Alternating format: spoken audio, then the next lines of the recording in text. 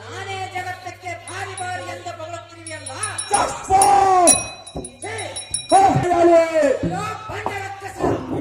ಕಂಡಂತ ಮಾತನಾಡಲಿಲ್ಲ. ಏನು ಕಂಡನ ಕೈಯಾಳಿಯೇ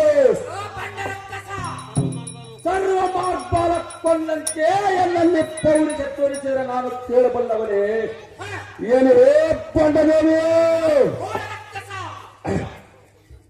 ಸರ್ವ ಮಾರ್ಪಾಲ ಕೊಂದಂತೆ ನನ್ನ ಕೊಂದಂತೆ ನನ್ನ ಕೊಲ್ಲಲಕ್ಕೆ ಶರಣಾಗುತ್ತೆ ಎಂದು ವಚನ ಉಪಯೋಗಿಸಲೆಯ ಏನು ಕಂಡನ ಕೈಯಾಳಿ ಜಾಗೃತಿ ಮಾಡದ ಚಿತ್ತಕ್ಕನಿಲ್ಲ ನಾರೇ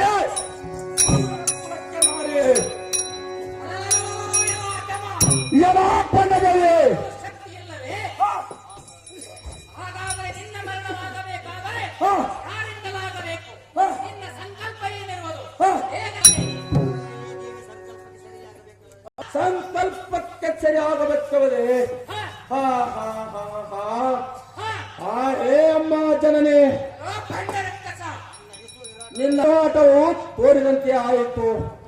ನನ್ನ ಶಸ್ತ್ರಾಸ್ತ್ರಗಳು ಹೊರಗಿ ಹೋದವು, ನನ್ನ ಕದಾದಂಡಗಳು ಓಡಾಡುವು, ನನ್ನ ಚೆಟ್ಟು ಶೌರ್ಯವನ್ನು ಭೂಮಿಗೆ ಅಪ್ಪಳಿಸಿ ಹೋದವು. ಹೇ ಅಮ್ಮ ಜನನೇ, ಈಗಲೇ ನಿಮಗೆ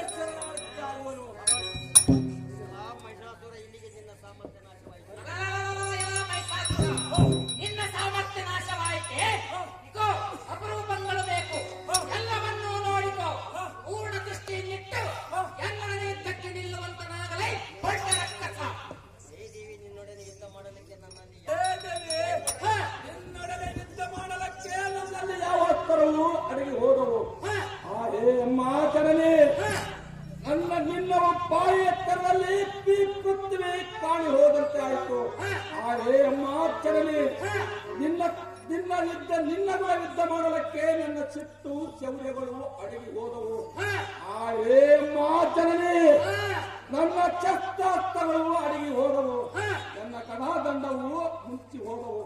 ನಿನ್ನ ಕೂಡ ಯುದ್ಧ ಮಾಡಲಿಕ್ಕೆ ನಾನೇ ನಮ್ಮ ತಾಯಿ ಮಹಾಮಾಯಿ. ಮಹೇಶ, ನಿನ್ನಲ್ಲಿ ಯಾವ ಅಸ್ತ್ರಗಳಿಲ್ಲವೇ? ನಿನ್ನ ಕರದಲ್ಲಿರುವ ಧನುರ್ಬಾಣಗಳು ಶಂಖಚಕ್ರಗಳು ಏನಾದವು? ಜಗತ್ತಕ್ಕೆ ನಾನೇ ಕರ್ತೃ ಎಂಬ ನಿನ್ನ ಭಟ್ಟಂಗೆ ಕೃತಿಯು ಎತ್ತ ಹೋಯಿತು. ನಿನ್ನ ಘೋರತರವಾದ ಗದಾದಂಡವೇನಾಯಿತು? ನಿನ್ನ ವೀರಗರ್ಜನೆ ಎಲ್ಲಿ ಹೋಯಿತು?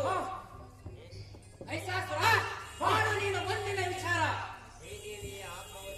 ತಾಯಿ, ನಿನ್ನ ಹಸ್ತವೋ ನನ್ನ ಮಸ್ತಕದ ಮೇಲಿಟ್ಟಾಗ ನೀನು ಯಾವ ಕರೆ ಮಾಡುವ ಎಂಬ ತಾಯಿ